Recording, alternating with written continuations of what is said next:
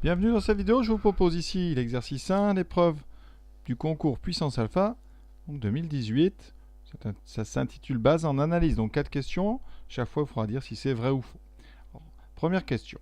Donc ici, on vous dit la dérivée de x fois e de x est la fonction qui a x associe e de x. Donc on va considérer f de x égale x exponentielle x fois exponentielle x, et on va calculer tout simplement la dérivée. Alors a priori, on sait bien que ce n'est pas exponentiel, on va quand même le vérifier. Donc ici, cette fonction elle est dérivable, c'est une fonction qui est sous forme d'un produit. C'est le produit de la fonction u par une fonction v. La fonction donc u, elle est définie par u de x égale x.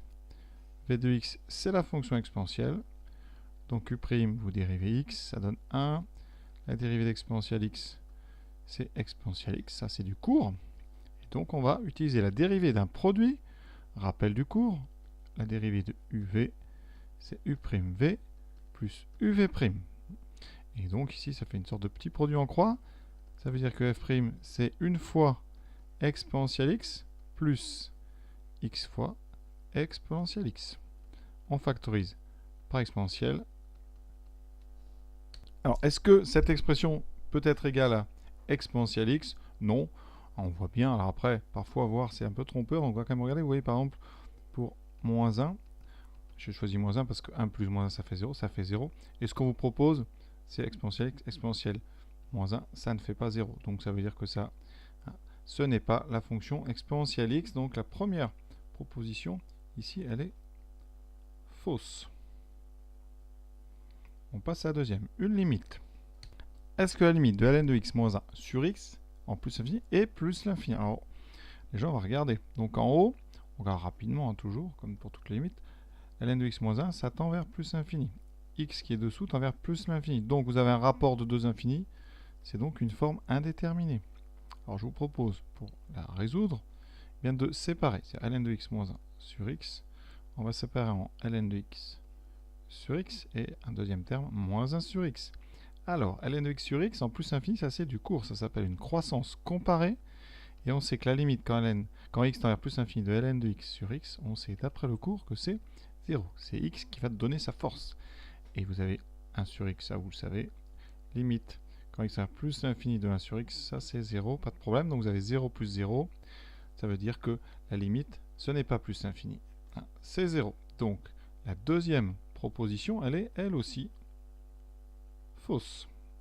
Alors, on vous propose si f' égale f, alors f est nul. Alors ça, c'est faux. Faux, pourquoi? Mais il suffit de prendre une fonction non nulle qui vérifierait f' égale f. Et donc, il suffit de prendre f de x égale fonction, vous connaissez qui est sa propre dérivée. Vous voyez là, f' égale f, ça veut dire que f est sa propre dérivée. Vous prenez f de x égale exponentielle x. On sait d'après le cours que f' de x, c'est exponentielle x. Alors cette fonction est définie sur R, donc pas de problème. Donc tout ça c'est sur R. On a trouvé une fonction qui n'est pas nulle, qui vérifie f' égale f.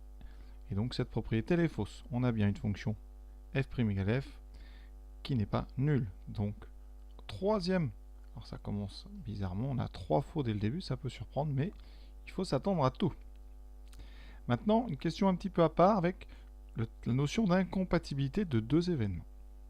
On vous demande, en connaissant P de A, P de B et P de A union B, l'union de A et B, si A et B sont incompatibles. Alors, je vous rappelle, définition d'incompatible.